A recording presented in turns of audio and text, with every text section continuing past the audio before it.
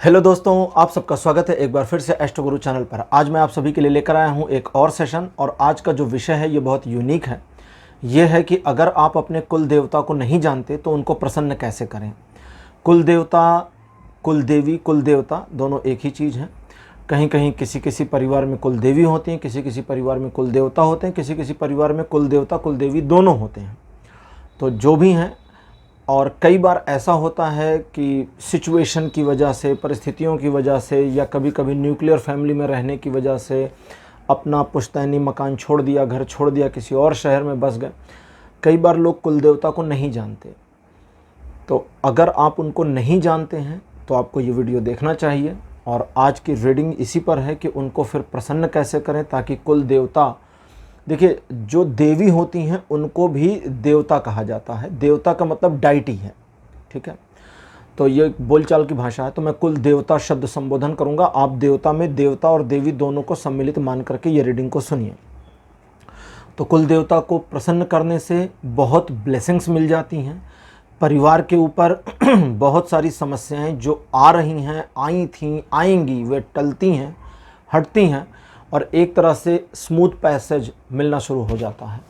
तो इसलिए कुल देवता को प्रसन्न रखना आपके लिए, किसी भी परिवार के लिए बहुत ज़रूरी है। तो यही आज का विषय है और इस विषय पर रीडिंग करने के लिए आज 3 पाइल्स को बनाया गया है। तीनों पाइल्स के जो सिंबॉलिक्स हैं आपकी स्क्रीन के ऊपर अब एक साथ दिखाए जा रहे हैं। Blue stone pile number 1, white stone pile number 2 और रेड स्टोन पाइल नंबर 3। 3 अलग अलग रंग के स्टोन्स आपकी स्क्रीन के ऊपर एक साथ शॉट किए जा रहे हैं। 3 अलग अलग कलर्स के स्टोन्स आपकी स्क्रीन पर एक साथ शॉट किए जा रहे हैं। जो स्टोन आपको ज़्यादा अच्छा लगे, एक इंस्टेंट फीलिंग्स दे रहा हो, उसे ही अपनी पाइल मान लीजिए और अकॉर्डिंगली आज की रीडिंग को देखिए। ये आपके साथ रेजोनेट करेगी। मैं आप सभी को बता दूं कि ये जो रीडिंग है ये जनरल रीडिंग है और टाइमलेस रीडिंग है। तो जब से आप इसको देख रहे हैं ये वहाँ से आपके साथ रेजोनेट करना शुरू कर देगी। हर बार की तरह इस बार भी डिस्क्रिप्शन और कमेंट सेक्शन दोनों जगह पर टाइम स्टैम्प्स को पोस्ट कर दिया गया है। टाइम स्टैम्प के ऊपर आप क्लिक कर देंगे तो वीडियो फास्ट फॉरवर्ड हो जाएगा और आप अपनी पाइल के रीडिंग पर डायरेक्टली पहुंच जाएंगे। जो लोग आज मुझसे पहली बार जुड़े हैं उन सभी का मैं एस्ट्रो गुरु चैनल पर बहुत बहुत स्वागत करता हूं। आप सभी इस चैनल को सब्सक्राइब जरूर करिए, बेल आइकन को प्रेस करिए, क्योंकि जब आप बेल आइकन को प्रेस करते हैं तो नए वीडियोज़ की नोटिफिकेशन आपके मोबाइल फ़ोन पर आनी शुरू हो जाती है। और मेरे रेगुलर व्यूवर्स और सब्सक्राइबर्स, आप सभी के सहयोग और प्यार के लिए बहुत बहुत आभार। आगे बढ़ने से पहले आप सभी को बता दूं कि मैं एक प्रोफेशनल एस्ट्रोलॉजर, एक प्रोफेशनल टैरो रीडर भी हूं। तो आपकी स्क्रीन के ऊपर ये नंबर जो आ रहा है इसके ऊपर आप संपर्क कर सकते हैं अगर आपको अपने लिए एक पर्सनल टैरो रीडिंग सेशन चाहिए या आप अपनी कुंडली मुझे दिखाना चाहते हैं। ये व्हाट्सएप नंबर है, तो इस पर आपको कॉल नहीं करना है, इस पर मैसेज करिए। मैसेज के थ्रू सारी इन्फॉर्मेशन मेरी टीम मेंबर आपको प्रोवाइड करेगी और आपकी हेल्प करेगी मेरे साथ आपके सेशन को बुक करने में। तो चलिए आज की रीडिंग को शुरू करते हैं और आपकी पाइल में मिलते हैं।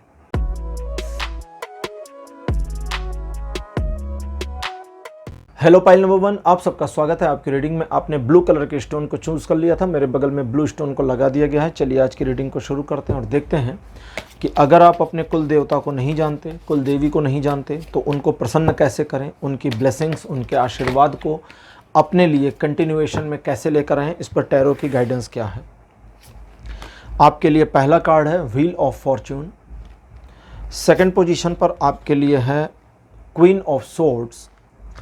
कार्ड नंबर 3 आपके लिए है king of sword. Card number 4 है द हेर्मिट और अंतिम कार्ड आपके लिए अपीयर हुआ है ये है द मून। तो 5 कार्ड्स आपके लिए अपीयर हो चुके हैं। कुल देवता को नहीं जानना, ठीक है। और जब जानते नहीं तो फिर पूजा कैसे करेंगे, जब जानते नहीं तो उनकी ब्लेसिंग कैसे लेंगे। ये वाली चीज़ एक टीस की तरह है जो पिछले कुछ समय से लगातार आपके मन में बनी है, लेकिन कुछ कई बार प्रयास करके या कुछ कोशिशें करके या कई बार प्रयास ना कर पाने की वजह से कि अब हो ही नहीं पा रहा उस चीज़ में, मालूम नहीं कर पा रहे हैं। और कई बार समयाभाव भी है और कई तरह की समस्याएं जिसकी वजह से आपको आपके कुल देवता के बारे में एक प्रॉपर सटीक इन्फॉर्मेशन नहीं मिल रही। कुछ ऐसे भी लोग हैं पाइल नंबर 1 में जिनको कुल देवता के बारे में इन्फॉर्मेशन तो है पर जानते नहीं कि वे दिखते कैसे हैं, दिखती कैसी हैं, उनकी आकृति कैसी है, उनको स्थापित कैसे करें, उनकी पूजा कैसे करें, उनसे आशीर्वाद कैसे लें। तो ये सारी समस्याएं दिख रही हैं और ये जो प्रेजेंट सिचुएशन आपके जीवन में बनी है ये भाग्यवश बनी है। ये बताना बहुत ज़रूरी था कि ये सिचुएशन आपके जीवन में भाग्यवश बनी है। मतलब एक तरह से मानकर चलें कि आपके भाग्य में लिखा ही था कि कुल देवी या कुल देवता के साथ आपका एक डिस्कनेक्शन सा हो जाएगा, आपको उनके बारे में नॉलेज नहीं रह पाएगी। होता है ये चीज़ें।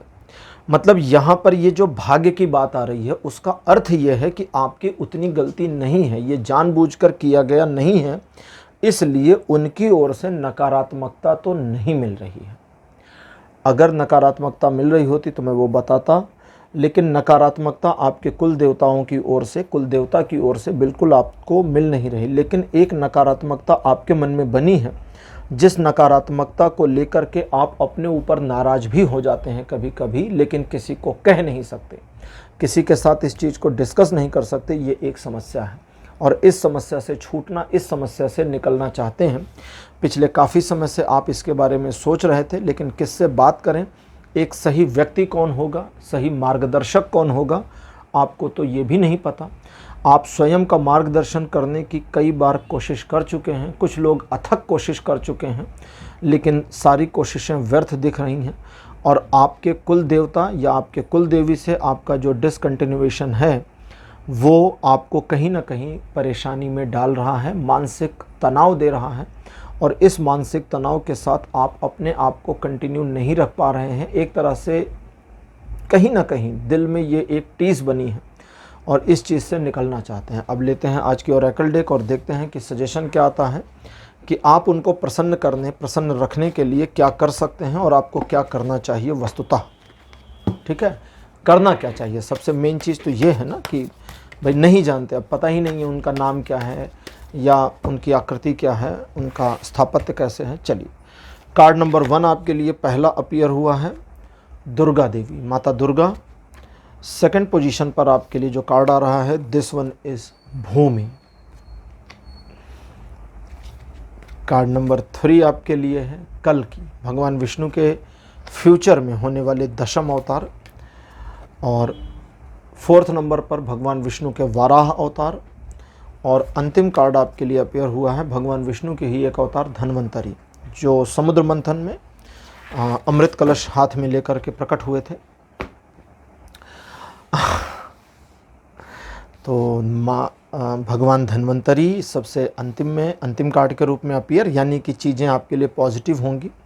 आपके लिए भी इस मंथन में से अमृत ही निकलने वाला है। पहली चीज़ आप क्या करें, सबसे पहले आपको अपने घर में अपने कुल देवता के लिए एक छोटी सी जगह बनानी चाहिए। एक छोटी सी जगह, एक छोटी सी शिला ले लीजिए, इतना बड़ा सा पत्थर ले लीजिए, छोटा सा। कोशिश करिए कि पत्थर रेड कलर का हो, रेडिश, मतलब लाल कलर का पत्थर हो तो ज़्यादा अच्छा है। और एक तरीके से जैसे, एक मिनट इस चीज़ को मैं चेक कर लूँ।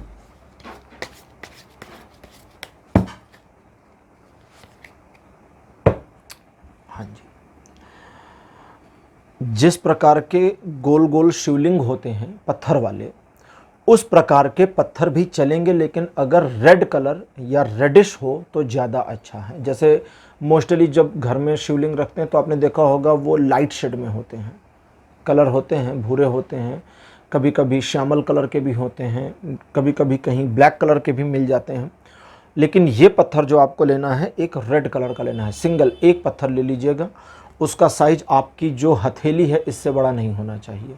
ठीक है, इसको ध्यान रखिएगा। अगर हथेली से बड़ा पत्थर है तो उसको तोड़कर काट छाँट कर शेप में नहीं लाना है, वो प्राकृतिक रूप में आपकी हथेली के बराबर, या मतलब अगर एक एग्जांपल लेते हैं, मान लीजिए आपकी हथेली 6 इंच की है, 4 इंच का, 3 इंच का, 5 इंच का, 6 इंच का चल जाएगा, लेकिन 3 इंच से नीचे पत्थर नहीं लीजिएगा, वो बहुत छोटे हो जाएंगे। उसे ले लेना है।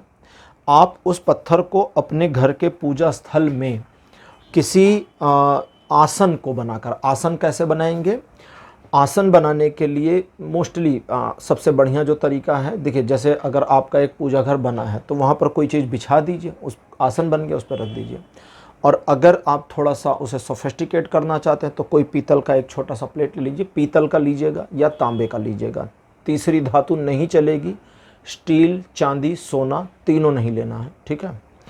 पीतल या तांबे का ले लीजिए, उस पर एक छोटा सा लाल रंग का कपड़ा बिछा दीजिए और उसी कपड़े के ऊपर उनको स्थापित कर दीजिए। सिंपल सा। उनको स्थापित करने के लिए आपके लिए जो सबसे शुभ दिन रहने वाला है वो शुक्रवार, रविवार और सोमवार में से कोई भी दिन हो सकता है। 3 दिन आ रहे हैं, तीनों में से कोई दिन करें। उनको स्थापित करें, प्रणाम करें, उनको अपने कुल देवता या कुल देवी के रूप में। देखिए कभी कभी होता है कि आपको बस इतने याद है कि आपके कोई कुल देवता थे, या इतना याद है कि आपकी कोई कुल देवी थी, लेकिन नहीं पता उनके नाम क्या है, तो उनको कुल देवी कहकर ही संबोधित करें कि कुल देवता, हम आपको यहाँ पर स्थान दे रहे हैं, हमारे घर में रहिए, अपनी ब्लेसिंग्स हमारे घर में दीजिए। अच्छा, एक और चीज़ यहाँ क्लियर कर दूँ, कई बार कई घरों में मान्यता होती है कि कुल देवता को जहाँ पर आपके रेगुलर भगवान हैं वहाँ नहीं रखा जाता है। तो ऐसी परिस्थिति में आप उनको बालकनी में, आंगन में या छत पर किसी शेड के नीचे, मतलब ओपन में नहीं रखना है, छत पर अगर रखते हैं तो थोड़ा सा शेड हो ताकि बारिश से बच सकें, वहाँ भी स्थापित कर सकते हैं, कोई समस्या नहीं। कई बार कुछ लोग कुल देवता को अपने घर की सीढ़ी के पास में स्थापित करते हैं, सीढ़ी के पास में। उसे करने से बचें, वो ना करें, क्योंकि मोस्टली सीढ़ी पर आप पैर रखते हुए चले जाते हैं, चढ़ जाते हैं। अगर वहाँ रखना भी है तो उनको एक थोड़ा सा ऊंचा स्थान देकर आसन देना है। सीढ़ी के जिस स्थान पर रखना, थोड़ा ऊंचा करके आसन दे दें। अब स्थापना एक छोटी सी करनी है, इसमें कोई प्राण प्रतिष्ठा नहीं है, कोई बहुत गहरे मंत्रोच्चार की ज़रूरत नहीं, किसी पंडित जी को, ब्राह्मण को बुलाकर प्रतिष्ठा करवाने की आवश्यकता नहीं है। वो इसलिए मना किया जा रहा है क्योंकि ये एक सांकेतिक स्थापना है, ये प्राण प्रतिष्ठा वाली स्थापना नहीं है। सांकेतिक स्थापना जब आप कर ले जाते हैं तो आपको बस अपने मन में उनके प्रति श्रद्धा का भाव लाना है। जिस प्रकार से आप रोज़ाना भगवान की पूजा करते हैं, एक फूल कभी कभी उनको रख दें। मोस्टली घरों में हम रोज़ाना फूल अर्पण नहीं कर पाते, कई घरों में रोज़ होता है, तो जो ज़्यादातर प्रैक्टिस है वो ये है कि डेली फूल नहीं हो पाता, कभी कभी होता है, वीक में 2 बार 3 बार करते हैं, तो जैसे लाते हैं तो एक फूल उनके पास रख दें। प्रतिदिन एक छोटा सा काम अवश्य करें, वो ये है कि नहाने धोने के बाद अपने कुल देवता को सबसे पहले एक लोटा तांबे का ले लें, पानी ले लें और उससे स्नान करा दें, ठीक है। मतलब जो आसन आपने दिया उस आसन से हटा दें, उन्हें अपने हाथ में कर में रख लें कि कुल देवता आइए आपको स्नान कराते हैं, स्नान करा दें, एक साफ़ कपड़े से पोंछ दें और रख दें। अगर आप ये प्रतिदिन नहीं कर पा रहे हैं या किसी वजह से नहीं कर सकते, तो जिस दिन आपने अपने घर में उनको स्थापित किया, शुक्रवार, रविवार या सोमवार में से कोई भी दिन, उस दिन हफ्ते में एक बार स्नान जरूर करें। अगर किसी वजह से आप घर पे नहीं हैं, पूरा परिवार बाहर गया है, घर बंद है, तो जाने से पहले कुल देवता को प्रणाम कर लें, घर की वे सुरक्षा करें, रक्षा करें, और उतने दिन बाद आप वापस आएंगे, फिर सेवा करेंगे, इस बात को कहकर चले जाएं, तो कोई दोष नहीं लगता है। आपको एक और चीज़ बतानी है। अच्छा, वो तो मैंने पहले ही बता दिया कि आपके कुल देवता की ओर से किसी प्रकार का कोई दोष, कोई वैमनस्य, कोई नुकसान, कोई निगेटिविटी, कोई नेगेटिव एनर्जी आप पर नहीं आ रही है। मतलब आपके कुल देवता की ओर से कोई नकारात्मकता आपको नहीं प्रेषित की जा रही है। आपके द्वारा उनको अगर पूजा नहीं मिल रही है तो वे आपका कोई नुकसान नहीं कर रहे हैं, नहीं कर रही हैं। लेकिन इसका अर्थ ये नहीं है कि उनकी ब्लेसिंग भी लगातार आ रही, नहीं, वो भी नहीं आ रही है। ना नेगेटिव एनर्जी आ रही, ना पॉजिटिव। लेकिन अगर पॉजिटिव एनर्जी आएगी तो बहुत सारे विघ्न, बाधाएं हटती चली जाती हैं। कुल देवता का साथ होने से कई सारे विघ्न स्वतः नष्ट हो जाते हैं, कई सारी विपत्तियां टल जाती हैं। तो इसको करिए। और अगली चीज़ है, स्थापना हो गई, आपने उनकी पूजा शुरू कर दी, रेगुलर बेसिस पर इसको करना है। अपने मन में उनके प्रति, उनके स्वरूप के प्रति कोई भाव या कोई विकार दोनों नहीं लाना है। पत्थर का जो स्वरूप है, आप जो शिला लाए छोटी सी, उसको जो रखा है, उसी को कुल देवता मानिए, उसी को कुल देवी मानिए और उसी को उनका स्वरूप मानकर चलिए।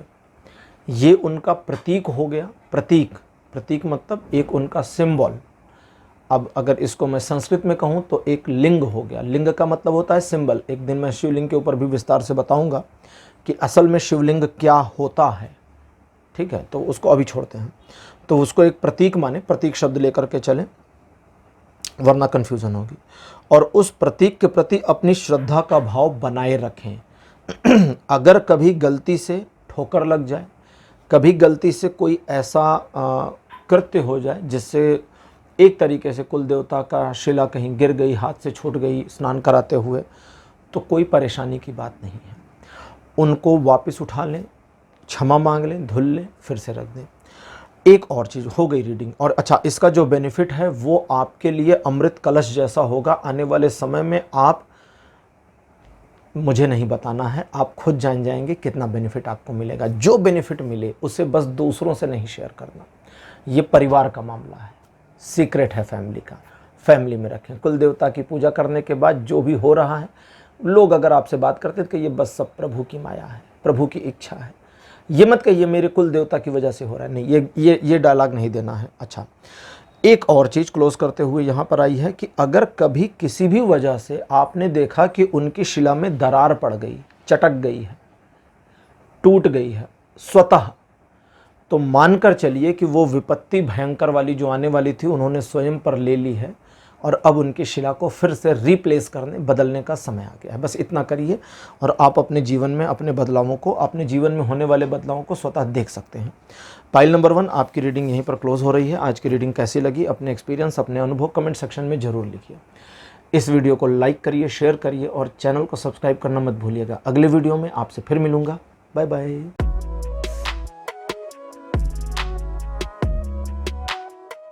हेलो पाइल नंबर 2, आप सबका स्वागत है आपकी रीडिंग में। आपने व्हाइट स्टोन को चूज़ किया था, मेरे बगल में व्हाइट स्टोन की फोटोग्राफ लगा दी गई है। चलिए आज की रीडिंग को शुरू करते हैं और देखते हैं आपके लिए टैरो क्या बताते हैं कि अगर आप अपने कुल देवता को, कुल देवी को नहीं जानते तो फिर उनको प्रसन्न कैसे करेंगे।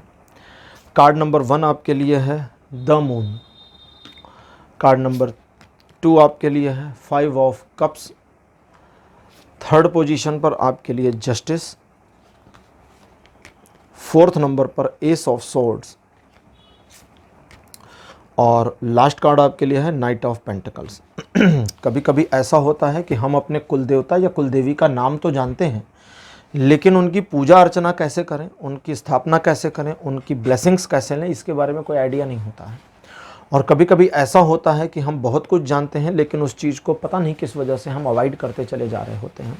आपकी स्थिति जो है मुझे ऐसी दिखती है कि कुछ जानकारी आपको आपके कुल देवता या कुल देवी के विषय में है, लेकिन आपकी जानकारी बड़ी अधूरी है। कुल देवता कौन हैं, उनका स्वरूप क्या है, कैसे हैं, वे किस प्रकार से काम करते हैं, किस प्रकार से आपको, आपके परिवार को रक्षित करते हैं, ब्लेसिंग देते हैं। वे ग्राम देवता हैं, कुल देवता हैं, आपके पूर्वजों में से कोई हैं या सचमुच के कोई देवी देवता हैं। बहुत सारी शंकाएं आपके मन में दिख रही हैं और इन सारी शंकाओं का मेरे पास जो आंसर आ रहा है वो एक यही आ रहा है कि इसे जानने की आवश्यकता नहीं है।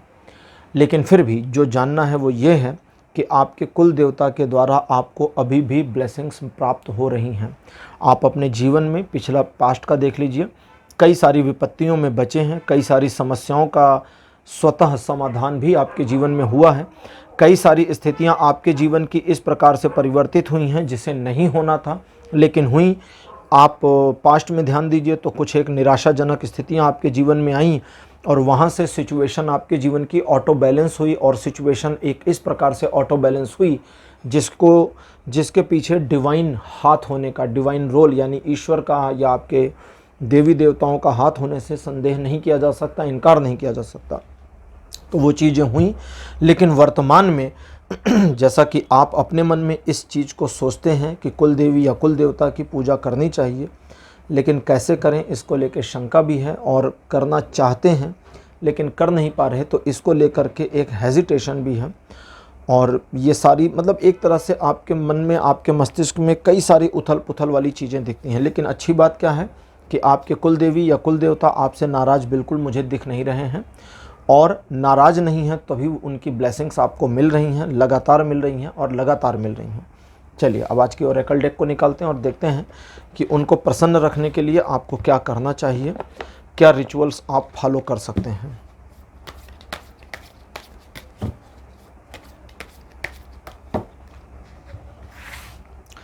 आपके लिए कार्ड नंबर 1 मेरे पास अपीयर हुआ है श्री जगन्नाथ, भगवान जगन्नाथ का। अच्छा जी, समझ गया जी। उन्होंने बताना शुरू कर दिया। नटराज, भगवान शिव का नटराज स्वरूप, ठीक है। कार्ड नंबर 3 आपके लिए है महादेव शिव। कार्ड नंबर 4 आपके लिए है माता काली। और अंतिम कार्ड आपके लिए अपीयर हुआ है बलराम। तो शेषनाग के अवतार थे बलराम जी। देखिए, कभी कभी टैरो में मैं आपको एज अ रीडर मेरी पोजीशन बता दूं, कुछ ऐसी चीज़ें भी, ऐसे आंसर्स भी आते हैं जिसको मैं रीडर होकर के भी नहीं समझता हूं। और मेरा जो एक्सपीरियंस है पिछले 20-21 साल का टैरो रीडिंग में मैंने फेस किया है कि वो मेरी समझ में आए ना आए, बट होता सही है। तो मैं हमेशा उस चीज़ को बोल देता हूँ, करने के लिए कहता हूँ, लोग उस चीज़ को फॉलो करते हैं और जीवन में परिवर्तन, बेनिफिट सब दिखते हैं। नॉर्मली आपने देखा होगा कि कहीं पर भी किसी के घर में कुल देवी या कुल देवता क्या अगर एक स्थान बनाया गया है, प्रतिष्ठा की गई है, तो उनको शिला में रखा जाता है, पत्थर में, पत्थर का स्वरूप होता है। अगर आपको आपके कुल देवी या कुल देवता के बारे में जानकारी नहीं है और जानकारी न होने की वजह से आप उनको स्थापित नहीं कर पाए हैं कहीं पर भी घर में, तो आपको उन्हें काष्ठ रूप में अपने घर में स्थापित करना है। काष्ठ, लकड़ी के स्वरूप में। लकड़ी में कैसे करेंगे? अच्छा जी, आम की लकड़ी, आम की एक लकड़ी खोजिए, थोड़ा सा समय लगेगा, कहीं मिल जाएगी खोजने में। इसको किसी कोई है कारपेंटर हो, बढ़ई हो, उसको बोल दीजिए, बोलिए मुझे एक मेरी हथेली के साइज की आम की लकड़ी का टुकड़ा चाहिए, लेकिन वो टुकड़ा मुझे इस तरह चाहिए जो देखने में ऐसा न लगे कि काट कर उस टुकड़े को बनाया गया है। बस जैसे कभी किसी लकड़ी से कुछ कट करते हुए कुछ छिटक कर अलग हो गया, उस तरह का। या आप, मैं इसको देख लूँ एक बार।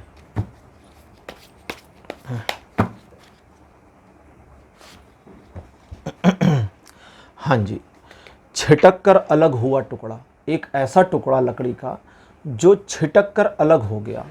भले उस पर आम के वृक्ष की जो बाहरी परत है, छाल जिसको बोलते हैं, जैसे लकड़ी का टुकड़ा, अगर गुटखा आपने देखा होगा तो उसको क्या कहते हैं,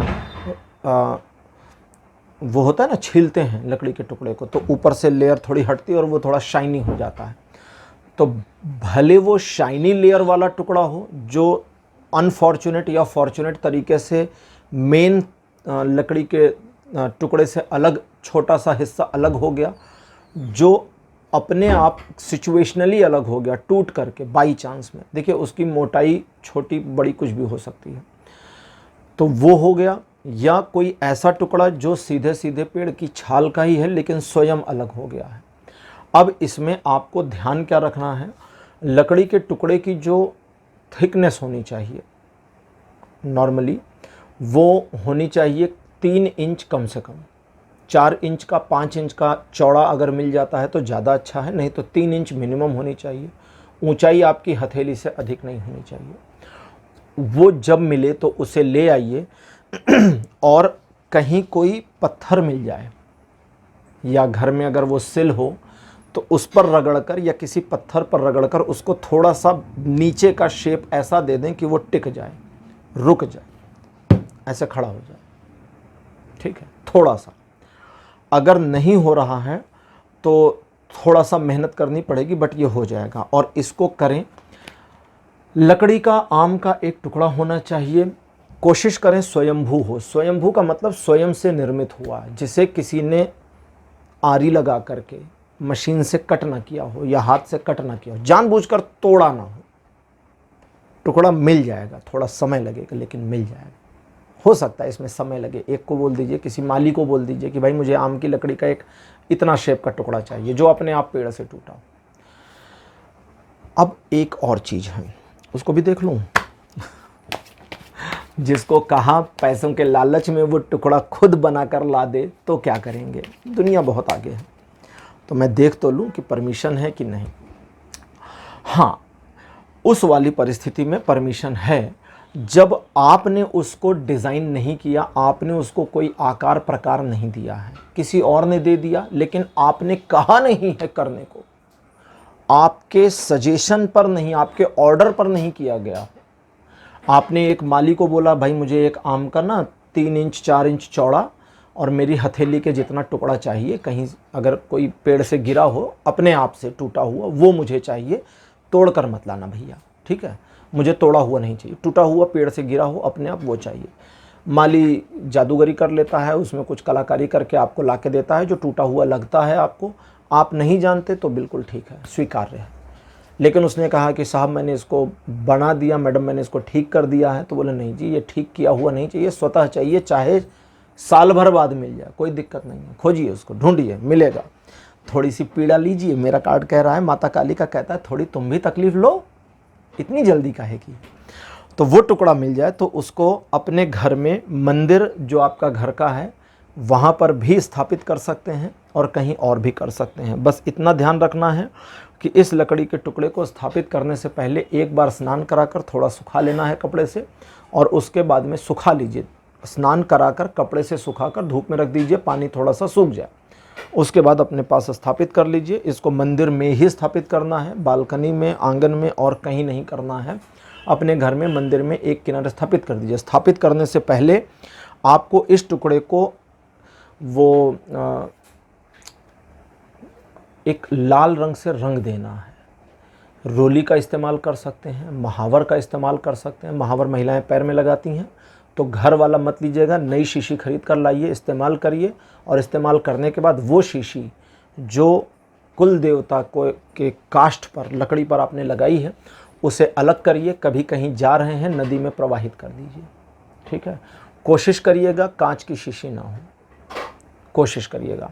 और अगर पर्यावरण का ध्यान रखने के हेतु आप नदी में प्रवाहित नहीं करना चाहते तो पीपल के पेड़ के पास ले जाकर रख दीजिए, कोई उठा ले जाएगा, दैट्स इट। उसके बाद वो क्या करेगा वो उसकी श्रद्धा है। बस इतना करना है, और पूजा करने के बाद आंखें बंद करके मिनिमम 2 मिनट तक कुल देवता का बस ध्यान करना है। अब उनकी आकृति तो है नहीं, है तो काठ का टुकड़ा, ध्यान क्या करेंगे, उसी काठ के टुकड़े की आकृति को ध्यान करिए, बंद आंखों से उसी टुकड़े को निहारने की कोशिश करिए, बस इतना करिए। इतना अगर आप करते हैं तो आपके कुल देवी कुल देवता का जो आशीर्वाद है वो आपके साथ इंटरलिंक होना शुरू हो जाएगा। वो इंटरलिंकिंग, वो कनेक्शन आपके साथ जितना जुड़ता जाएगा, आप अपने आप में एक स्पिरिचुअल फीलिंग पाते जाएंगे। वे आपके ऊपर नहीं आएंगे, ठीक है, कांतारा मूवी की तरह आपके ऊपर कभी नहीं आएंगे, इसके लिए परेशान मत होइए। ये इन्फॉर्मेशन भी आ रही है तो भी बता रहा हूँ। एक और चीज़ का ध्यान रखना है, वो ये कि जब आप उनकी पूजा अर्चना शुरू करेंगे तो किसी एक रोज़ आपको, कभी हो सकता है ये चीज़ आपको 2-4 दिन में हो सकती है, 2-4 महीने में हो सकती है, 2-4 10 सालों में हो सकती है। आई डोंट नो, मेरे पास कोई लिमिटेशन नहीं आ रही, लेकिन आ रहा है हाँ ये होगा, जब वे चाहेंगे तब होगा। एक दिन आपको कोई एक ऐसा स्वप्न आएगा कुल देवता या कुल देवी के विषय में, जिसमें वे या उनकी ओर से आपको एक तिथि बताई जाएगी। तिथि हिंदी महीनों की होगी, चैत वैशाख ज्येष्ठ आषाढ़ सावन भाद्रपद अश्विन कार्तिक, इस तरह के महीनों में कृष्ण पक्ष शुक्ल पक्ष, जिसको कहीं कहीं अंधियारा पक्ष, पक्ष को पाक कहते हैं, पाक मतलब पक्ष, तो अंधियारे पाक या उजियारे पाक या कृष्ण पक्ष या शुक्ल पक्ष की तिथि के बारे में जानकारी मिल जाएगी। एक तिथि की जानकारी अनायास आपको मिलेगी। आपके स्वप्न में जो जानकारी मिलेगी वो इस प्रकार होगी जिसको आप समझा नहीं सकते कि इस तिथि के बारे में मुझे और कोई आइडिया नहीं है कि ये डेट मेरे दिमाग में आई क्यों, ये मेरे सपने में आई क्यों। ऐसा नहीं आएगा कि बेटा बेटी फलाना तिथि है, नहीं, वो बस एक तिथि, कोई सपना आप देखेंगे, पता नहीं इधर का उधर का कहीं का, बट एक तिथि आपको आइडेंटिफाई हो जाएगी। हो सकता है आप एक ऐसा सपना देखें जिसमें आप परिवार को लेकर घूमने गए हैं, एक तिथि दिख जाए, इसका तो कोई लेना देना नहीं है। किसी फिल्म की हीरोइन का सपना देख लें, किसी हीरो का सपना देख लें और ये तिथि आपको क्लिक कर जाए उस सपने में, कोई मतलब नहीं है उस सपने का, इस तिथि से कोई कनेक्शन नहीं होगा। ये क्लियर करने को कहा जा रहा है ताकि आप उस सपने का अनर्गल मतलब ना निकालें। और उस तिथि को हर वर्ष आपको अपने कुल देवता के लिए वार्षिक उत्सव मनाना है। वार्षिक उत्सव सिंपल सा है, फूल माला ले आइए, डेली बेसिस पर जो पूजा करेंगे फूल चढ़ा दीजिए, अगरबत्ती दिखा दीजिए, प्रणाम कर लीजिए, कभी दिया जला दीजिए। तो वो जो वार्षिक तिथि होगी उसे उनके एक जन्मोत्सव के रूप में आपको सेलिब्रेट करना है। केक ले आइए, काटिए केक, सेलिब्रेट कर लीजिए, कुल देवता का हैप्पी बर्थडे टू यू कर लीजिए, जो मर्जी है ये करिए, कोई प्रॉब्लम नहीं है इसमें। ऐसा नहीं है कि कुछ अनर्गल है या अनायास है। नहीं करना चाहते पाश्चात्य सभ्यता उसको, तो दिया जलाइए, उनको फूल माला अर्पित कर लीजिए, घर में अच्छे पकवान बनाइए, कुल देवता को समर्पित करिए, भोग लगाइए, घर भर बैठ कर खाइए। ठीक है, बस इतना करिए। अब सबसे आखिरी बात, ये अगर करते हैं, बलराम जी का कार्ड है, सबसे आखिरी इंफॉर्मेशन, ये अगर करते हैं तो आप कर रहे हैं एक बीजारोपण अपने जीवन में, और ये जो बीजारोपण है इसका जो फल है वो पीढ़ियां खाएंगी आने वाले समय में। पाइल नंबर 2 रीडिंग यहीं कंप्लीट हो रही है। आज की रीडिंग कैसी लगी, अपने एक्सपीरियंस, अपने अनुभव कमेंट सेक्शन में ज़रूर लिखिए। इस वीडियो को लाइक करिए, शेयर करिए और चैनल को सब्सक्राइब करना मत भूलिएगा। अगले वीडियो में आपसे फिर मिलूँगा। Bye bye.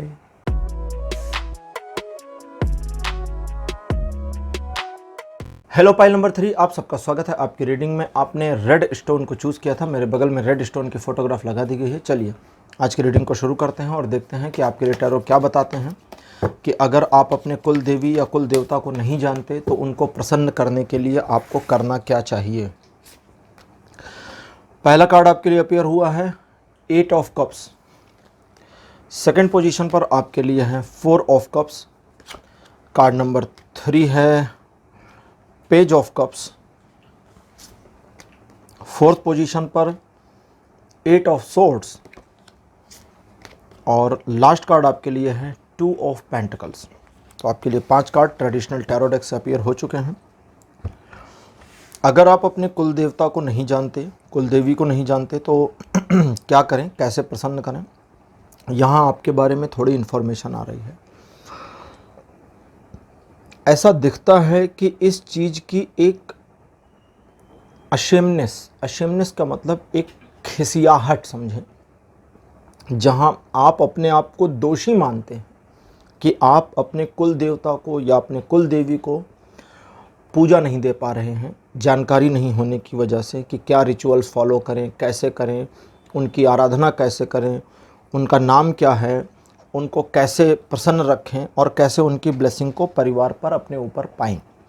तो एक प्रकार की गिल्ट दिखती है और कई बार आप अपने आप को इसके लिए दोषी या जिम्मेदार भी मान लेते हैं। क्रोनोलॉजिकली यानी घटनाक्रम के तहत, पुराने पीछे बीते हुए घटनाओं के तहत आप स्वयं में दोष दे देते हैं। एक ऐसा समय भी आपके जीवन में था जब आसानी से आप इन चीज़ों के बारे में जानकारी हासिल भी कर सकते थे, लेकिन संभवतः वो दौर निकल चुका है और अब आप उसके बारे में जानकारी हासिल नहीं कर सकते, क्योंकि कुछ एक सोर्सेस ऐसे हैं जो बंद हो गए और उनके बारे में इन्फॉर्मेशन नहीं आ रही है। तो आने वाले समय में, अच्छा एक चीज़ यहाँ पर आपको ये भी मैं बता दूँ कि आपके जीवन में, एक मिनट क्या कह रहा है ये,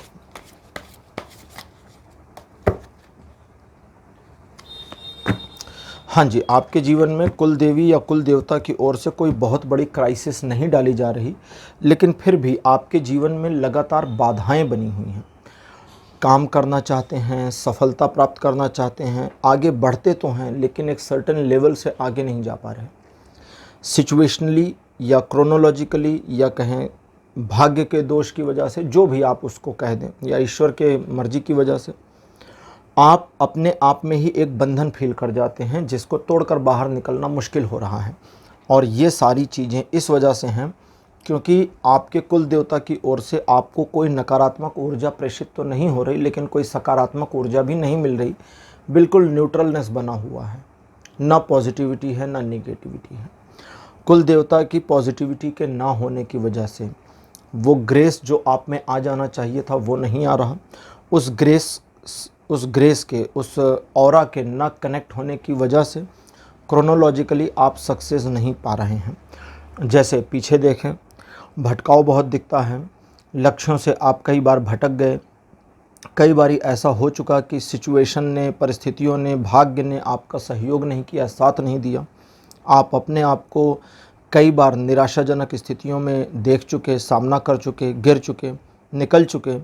आपने चीज़ों को फिर, अभी जब थोड़ा पीछे का ही देखिए, लगभग 8 महीने, साल भर पहले की सिचुएशन को, आपने फिर चीज़ों को ठीक करने, बिल्डअप करने का एक संकल्प लिया था और वर्तमान में देखिए तो फिर आप एक दुविधाजनक स्थिति का सामना कर रहे हैं और इस दुविधाजनक स्थिति से निकलने के प्रयास में हैं। हालांकि निकल जाएंगे, अगले कुछ महीनों में, 2-4 महीनों में आप इस स्थिति से फिर बाहर होंगे, लेकिन साइकिल घूमकर फिर वहीं आ रही है जहां से चले थे। और ये चीज़ें कई बार आपके जीवन में हो चुकी और आप इसका सामना कर रहे हैं, इससे निकल नहीं पा रहे हैं। इसके लिए आपको अपने कुल देवी या अपने कुल देवता को थोड़ा प्रसन्न करना पड़ेगा। उनकी प्रसन्नता यहाँ पर जो चाहिए वो प्रसन्नता चाहिए कि इसको अगर हम एक सिंबल के तरीके से आपको समझाएं तो फिर बस इतना समझें कि आपके कुल देवी या कुल देवता आपको देख के मुस्कुरा दें, उनकी ओर से एक पॉजिटिविटी आ जाए। भले वो आशीर्वाद का हाथ ना उठाएं, बस उतनी जरा सी पॉजिटिविटी कि एक स्माइल आपकी ओर दे दें। मतलब एक सिंबल है ये, एक सिंबलिक एक उदाहरण के तौर पे समझा रहा हूँ कि अगर वो एक छोटी सी स्माइल आपकी ओर दे देते हैं तो उससे इतनी बड़ी पॉजिटिविटी आ जाएगी जो आपके जीवन को एक यू टर्न में चेंज कर देगी, वो भी बेटर, अच्छे चीज़ के लिए, बेटरमेंट में। आज की ओरेकल डेक लेते हैं और देखते हैं कि अब आपको क्या करना चाहिए अपने कुल देवी, अपने कुल देवता को प्रसन्न करने के लिए। आपके लिए पहला कार्ड मेरे पास जो अपीयर हुआ है यह है भगवान बलराम का। कार्ड नंबर 2 आपके लिए है देवराज इंद्र का। कार्ड नंबर 3 आपके लिए है कामदेव का। 4th पोजीशन पर आपके लिए जो कार्ड अपीयर हो रहा है, दिस वन इज माता गायत्री। और अंतिम कार्ड आपके लिए अपीयर हुआ है भगवान विष्णु का मत्स्य अवतार।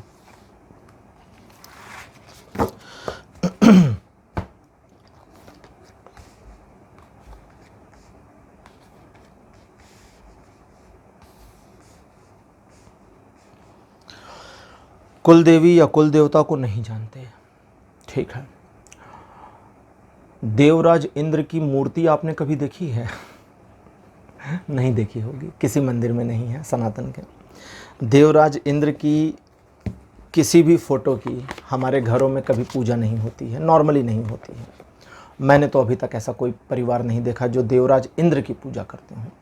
सभी जानते हैं बारिश के देवता हैं, अरे इंद्र देव टंकी भर गई है, अब बहुत पानी भर गया, बंद कर दो, या इंद्र देवता पानी बरसा दो, सूखा पड़ रहा है, प्रार्थनाएं करते हैं लोग। लेकिन इंद्र देवता की मूर्ति या उनकी फोटोग्राफ की पूजा नहीं होती। अग्निदेव की मूर्ति या फोटोग्राफ नहीं है, वरुण देव की भी नहीं है, कई देवी देवताओं की नहीं है। बहुत सारे लोग सनातन में जानते हैं कि बहुत सारे देवी देवता हैं। हम हर देवी देवता की मूर्ति और फोटो नहीं रखते हैं, नहीं बनाते हैं, ज़रूरत नहीं है। एक भी परिवार का ऐसा कोई भी कर्म कांड जिसमें पंडित जी आते हैं पूजा कराने के लिए, एक भी संपन्न नहीं होता जिसमें इंद्र देवता को निमंत्रित ना किया जाए। देवताओं को बुलाया जाता है, आसन दिया जाता है बैठने के लिए, वे स्पिरिचुअल फॉर्म में आते हैं, बैठते हैं, भोग लेते हैं, उस विधा में सम्मिलित होते हैं और फिर चले जाते हैं। किसी भी सनातन धर्म के हिंदू का कभी भी विवाह इंद्र देवता की पूजा अर्चना आराधना इंद्र देवता के मंत्रों के बिना नहीं हो सकता। सनातन का जो ऋग्वेद है, सबसे प्राचीन ग्रंथ, ऋग्वेद में इंद्र देव की महिमा गाई गई है। सहस्र शीर्षा पुरुष सहस्राक्ष सहस्रपाद, सहस्राक्ष जिनकी हजारों आंखें हैं, और पुराणों को पढ़ डालिए। चलिए वेद छोड़िए, पुराणों में देवराज इंद्र को संबोधन में सहस्राक्ष कहा गया है। हजारों आंखों वाले इंद्रदेव ही हैं। पुरुष सूक्त इंद्रदेव पर है और कुछ मान्यताएं ऐसी भी हैं कि पुरुष सूक्त में भगवान विष्णु के गर्भोदक्षाई स्वरूप की परिकल्पना भी करी गई है। तो दोनों चीज़ें उसमें सम्मिलित हैं। तो यहाँ क्या है कि आपको आपके कुल देवी कुल देवता के एक्चुअल फोटो की, एक सिंबल की ज़रूरत नहीं है, सचमुच में नहीं। कोई शिला नहीं रखना, कोई काष्ठ नहीं रखना, कुछ भी नहीं रखना। लेकिन आप जहाँ पूजा करते हैं, जहाँ घर में पूजा घर है आपका, वहाँ पर एक छोटी सी जगह बना लें कहीं पर और एक आसन दे दें। इनविजिबल रूप में अपने कुल देवी कुल देवता को प्रणाम करें कि हे कुल देवी हे कुल देवता, आप आसन ग्रहण करें। आसन कैसे देंगे, उसका तरीका क्या है। जो पूजा घर आपका है जैसे कभी आप मार्केट में जाएं तो छोटी छोटी प्लेट मिलती है पीतल की या तांबे की, वो ले आइए, उसके ऊपर एक छोटा सा लाल रंग का कपड़ा रख दीजिए, तो वो पर्टिकुलर दिखाई दे रहा है, ठीक। अदरवाइज में आप अपने पूजा घर में एक छोटा सा कपड़ा लाल रंग का मोड़ करके रख दें, वो भी आसन का रूप ले लेगा। तो दोनों कर सकते हैं, कोई परेशानी नहीं है। लेकिन ये जो आसन रखा है, इस आसन को वीकली, कम से कम, डेली तो पॉसिबल नहीं होता, तो वीकली साफ सफाई कर दिया करें, धुल दें, कपड़ा बदल दें। आसन, सिर्फ एक आसन देना है। वे इनविजिबल रूप में वहाँ मौजूद भी होंगे, आएंगे भी। और अगली चीज़ आपको क्या करनी है, अच्छा जी कभी कभी जो पारिवारिक त्यौहार होते हैं, फेस्टिवल्स होते हैं, दीपावली हुआ, दशहरा हुआ, इस तरह के, एकादशी हुआ, कोई ऐसा उत्सव जैसा वातावरण जिसमें कभी कभी आपके घर में कुछ बना तो परिवार में जो देवी देवता हैं उनको भोग लगाया जाता है। अगर नहीं करते तो ये करना चाहिए अकेजनली ठीक है। एक तो अकेजनल है और एक है इंटेंशनल, कि आज पता नहीं क्यों ऐसे ही मन किया कि आज कुल देवता को भोग लगा देते हैं। तो जो घर में बना है, अच्छा मैं यहाँ अभी आपको भोग लगाने की एक विधि भी बता देता हूँ। कई बार कई लोग परेशानी में आते हैं कि खाना, कई बार गृहिणियाँ, महिलाएं इससे ज़्यादा परेशान होती हैं कि खाना बना रही हैं और बनाने के बाद में एकदम खाना बन गया, लगभग तैयार है, 2 4 5 मिनट बचे हैं, 2 रोटी और सिकनी है, 2 पूड़ी और निकलनी है, और तब उनके दिमाग में आता है कि आज भोग लगा दे। और फिर बेचारी परेशान होते हैं कि अरे रे, आज तो इसमें लहसुन प्याज डाल दिया है, अब हम भोग कैसे लगाएं। तो मैं यहाँ पर थोड़ी सी भ्रांतियाँ क्लियर कर दूँ। लोग तो बहुत कुछ कहते हैं, मैंने भी यूट्यूब पे 2 4 वीडियो देखे, राक्षस का खून है, फलाना है, धमाका, दुनिया भर के पागलपन। लहसुन और प्याज औषधि है। लहसुन और प्याज को वर्जित माना गया है। इसे जो है तामसी कहा गया। तामसी इसलिए कहा गया कि इसको खाने से गर्मी, हीट आती है। वो हीट क्रोध, उद्वेलना, यानी कि आपके अंदर एक प्रकार से एनर्जी की वाइब्रेशन को बढ़ा देता है। जैसे करके देखिए, मैं कभी किसी को ये नहीं कहता हूँ कि गुस्सा कंट्रोल करो, क्योंकि गुस्सा एक एनर्जी है जिसे कहीं यूज़ किया जा सकता है। लेकिन अगर आप बड़े शॉर्ट टेम्पर हैं और आप चीज़ों में जल्दी जल्दी नाराज़ हो जाते हैं और आपको ये नियंत्रित करना है, मैं नहीं कह रहा हूँ करिए, मैं कभी गुस्सा कंट्रोल करने को नहीं कहता हूँ, उसके कारण अलग हैं, तो मैं सिर्फ उदाहरण से समझा रहा हूँ। लेकिन अगर आप चाहते हैं कि आप उसको थोड़ा सा नियंत्रित करें, एक दूसरा, किसी सिचुएशन में आप स्कूल में क्लास में बैठे हुए हैं, ऑफिस की मीटिंग में बैठे हैं, घर में बातचीत हो रही है, आपका फोकस नहीं बन रहा है, फोकस बिल्कुल बिगड़ा हुआ है, समझ में नहीं आ रही ये चीज़ें, बस ध्यान नहीं लग पा रहा, बात नहीं सुन पा रहे सामने वाले की, तो सिर्फ इतना करिए, अपने सांस लेने की गति को 50% डाउन कर दीजिए। जिस गति से सांस खींच रहे हैं और जिस गति से निकाल रहे हैं या अपने आप ऑटोमेटिक चल रहा है, उसको आधा कर दीजिए, उसकी स्पीड को आधा कर दीजिए। धीरे से खींचिए और धीरे धीरे सांस को निकालिए, फिर धीरे धीरे खींचिए, फिर धीरे धीरे सांस को निकालिए। आपका फोकस आ जाएगा, गुस्सा कम हो जाएगा, क्रोध आना बंद होगा। इस विधि को योगी यूज करते थे। योगी मतलब जो योगी लोग थे। तो यहाँ पर आपके लिए है कि आप जब इस तरह से अपने कुल देवी कुल देवता की एक स्थापना कर देंगे और उनके लिए जो भोग लगाएंगे, तो मैं भोग की बात कर रहा था, और भोग में अगर देखिए, अगर शुरू कर रहे हैं बनाना, तो मैं बिल्कुल कहूँगा लहसुन और प्याज ना डालिए, इंटेंशनली मत डालिए। लेकिन बन गया और बनने के बाद अचानक से मन कर गया कि आज हम कुल देवता को भोग लगा दें या विष्णु जी को भोग लगा दें, जिसको भी है, तो घर में जो आपका पूजा का घर है पर्टिकुलर, उसमें जो प्लेटफॉर्म है, उस प्लेटफॉर्म के ऊपर वो भोजन नहीं रखना है। उसके आगे की जो जगह है, जो ज़मीन है, वहाँ पोछा लगा लें, साफ़ सुथरा कर लें, वहाँ पर वो लहसुन प्याज से बनी चीज़ों को रख दें, ठीक है। और उनको कहें कि आप भोग को स्वीकार करिए। लहसुन प्याज का वर्जित होना सिर्फ यही मामला था कि अगर कोई पर्सन एक स्पिरिचुअल प्रैक्टिस में है, स्पिरिचुअल प्रैक्टिस, आप आध्यात्मिक प्रैक्टिस कर रहे हैं और आपके अंदर अगर आपकी ऊर्जा का वाइब्रेशन ज़्यादा होगा तो आपका फोकस नहीं बनेगा, आप जल्दी जल्दी गुस्सा हो जाओगे, शॉर्ट टेम्पर हो जाओगे। तो इसलिए लहसुन प्याज को वर्जित किया गया है। नॉनवेज से भी यही प्रॉब्लम है। नॉनवेज से दो प्रॉब्लम एक्चुअली हैं, एक तो ये वाली है, दूसरी वो जो है किसी के जीवन को ले करके, किसी का जीवन ले करके छीन करके भोजन के रूप में परोसा गया पदार्थ है, इसलिए वर्जित है। और मेरा पर्सनल मानना जो है वो तो बहुत बुरा है, मैं बता भी देता हूँ। सुनकर अगर आप नॉन वेजिटेरियन तो आपको बहुत बुरा लगने वाला है, कान वान बंद कर लीजिए। मेरा पर्सनल मानना यह है कि नॉन वेजिटेरियन एक्चुअली नॉनवेज नहीं खा रहे होते, वो किसी की लाश को पका कर खाते हैं। क्योंकि जिस भी जानवर को मारा गया, वो काट दिया तुम, जानवर तो मर गया, मरने के बाद बचा क्या? डेड बॉडी, लाश। अब उस लाश को धुलिए, काटिए, साफ करिए, कुछ भी करिए यार, खा तो लाश का ही हिस्सा रहे हो,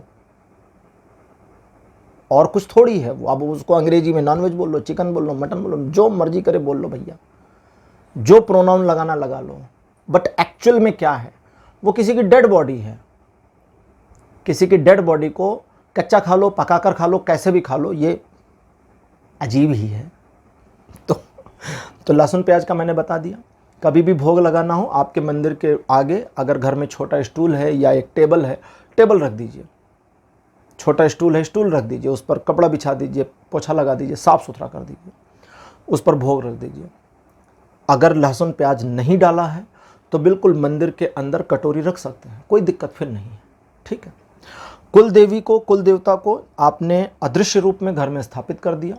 अब उनको बीच बीच में, देखिए मैंने आपको कहा फेस्टिवल्स में उनको भोग लगाइए, एक तो ये है, और दूसरा आपको इंट्यूशन आएगी, मन करेगा किसी दिन अचानक से कि आज कुल देवता को भोग लगा देते हैं, तो भोग लगाइए। भोग लगाना जो लोग नहीं जानते उनको भी बता देता हूँ। भोग लगाने का तरीका है कि एक पूरी थाली खाने की लगाइए, कटोरी में सब्जी रख लीजिए, खीर, रायता, जो मर्जी आपने जो बनाया है, मान लीजिए सब्जी रोटी बनाई, सब्जी रख लीजिए, रोटी रख लीजिए, उसे देवता के आगे समर्पित कर दीजिए, प्रणाम करिए, देवता भोग स्वीकार करें। या जो भी भगवान हैं जिनको आप लगा रहे हैं उनको हाथ जोड़िए कि स्वीकार करें। उसे 2 मिनट 3 मिनट वहाँ रखा रहने दें। अदृश्य रूप में वे उस भोग को स्वीकार करते हैं, ग्रहण भी करते हैं, लेकिन चूंकि वे एक नॉन फिजिकल फॉर्म में हैं, इसको और मैं थोड़ा साइंटिफिक करूं, वे एक अलग आयाम में हैं, ऐसा नहीं कि नहीं है, वे एक अलग आयाम में हैं, हम एक अलग आयाम में हैं, तो वे अपने आयाम से, हमारे आयाम से उस चीज़ को उठा लेते हैं भोग के रूप में। लेकिन चूंकि वे उसे उठा करके अपने आयाम में ले जाते हैं, तो हमारे आयाम में जो उसका फिजिकल स्वरूप है वो डिस्टर्ब नहीं होता, क्योंकि किसी भी आयाम से दूसरी चीज़ को आप दूसरे आयाम में नहीं ले जा सकते, सेम एज इट इज़ उसकी कॉपी को ले जा सकते हैं। तो वे उसकी कॉपी उठाकर लेके चले जाते हैं, और फिर उस सब्जी को उठा लाइए, आपके पूरे भगोने में उसको मिक्स कर दीजिए, पूड़ी के, अगर या पराठा है या रोटी है तो उसके टुकड़े कर लीजिए, परिवार के सभी सदस्यों को एक एक दे दीजिए, या परिवार में जितने सदस्य हैं उतनी पूड़ी लगा लीजिए, इस तरह से करिए। अब अगली चीज़, ये तो हो गया। रोज़ डेली पूजा करते हुए कुल देवी या कुल देवता को प्रणाम करें, उनसे आशीर्वाद मांगें, और उनसे सिर्फ एक आशीर्वाद मांगते हैं, और वो ये कि वे अपनी कृपा परिवार के ऊपर, आपके ऊपर बना कर रखें। बस इससे ज़्यादा नहीं मांगते हैं, इससे ज़्यादा नहीं मांगते हैं।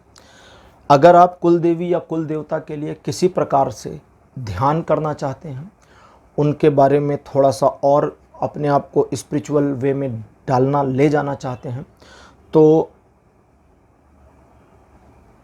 अच्छा जी, अच्छा, बृहस्पतिवार को, बुधवार को या फिर शुक्रवार को, लाइन से ही है ना, उल्टा सीधा आ गया मेरे पास, बुध, बृहस्पति, शुक्र, इन तीनों दिन में से किसी भी एक दिन, वीक में एक दिन चूज कर लीजिए। गायत्री मंत्र का 21 बार मन में बिना आवाज़ को बाहर निकले हुए जप कर लीजिए, धीरे धीरे, जल्दी जल्दी भागिएगा नहीं, मन में आराम से बैठ करके 21 बार जप करने में 3-4 मिनट या ज़्यादा से ज़्यादा 5 मिनट मान लीजिए, तो 5 मिनट लगना है। अब ये सारी चीज़ें होने के बाद एक आखिरी चीज़ आपको और है, वो ये है कि आप अपने कुल देवी या कुल देवता से प्रार्थना करें कि वे जिस भी फॉर्म में हैं, जिस भी फॉर्म में हैं, मोस्टली तो उसको हम स्पिरिचुअल फॉर्म कहते हैं, तो उनसे कहें आप जिस भी स्वरूप में हैं, बस घर में रहिए और कृपा बनाए रखिए, बसाए रखिए। जब कभी घर को बंद करके निकलना हो, कुछ दिनों के लिए जाना हो, तो कुल देवता को प्रणाम करिए, उनको बताइए कि अब इतने दिन या कुछ दिन, अगर अनडिसाइडेड है तो कुछ दिन हम नहीं रहेंगे, आप अपना भी ध्यान रखिएगा, घर का भी ध्यान रखिएगा, हमारा भी ध्यान रखिएगा, वापस आकर आपकी सेवा फिर करेंगे। बस इतना करने की ज़रूरत है। एक और चीज़ है जो बार बार मुझे पिन कर रही, मैं 3 बार अवॉइड कर चुका हूँ 3 बार अवॉइड कर चुका हूँ, पता नहीं ये क्यों आ रहा है। और इसका जो आ रहा है पाइल नंबर 3 में जो लोग हैं, जिन्होंने पाइल नंबर 3 ली है, उनके लिए है। इस जो अब बताने जा रहा हूँ, इसका आपके कुल देवता कुल देवी से कोई कनेक्शन नहीं है, इसीलिए अवॉइड कर रहा था कि उनसे कनेक्टिविटी नहीं थी। बृहस्पतिवार को सुबह के समय भगवान विष्णु के लिए पीतल के दिया में शुद्ध घी का दिया जलाना शुरू करिए, आपके जीवन में बहुत परिवर्तन होगा, बहुत लाभ मिलेगा। ये तीसरी बार था तो मैंने अवॉइड नहीं किया, ये मुझे आपको बताना है। तो ये जो लास्ट में बताया, इसका आज की रीडिंग से कोई लेना देना नहीं है। इसको इस तरह समझें कि आप पाइल नंबर 3 आपने चूज़ करी है, तो आपके लिए भगवान विष्णु का ये सीधा संदेश है, ये करिए। पाइल नंबर 3 आपके लिए रीडिंग यहीं क्लोज हो रही है। आज की रीडिंग आपको कैसी लगी, अपने एक्सपीरियंस, अपने अनुभव कमेंट सेक्शन में ज़रूर लिखिए। इस वीडियो को लाइक करिए, शेयर करिए और चैनल को सब्सक्राइब करना मत भूलिएगा। अगले वीडियो में आपसे फिर मिलूँगा। Bye bye.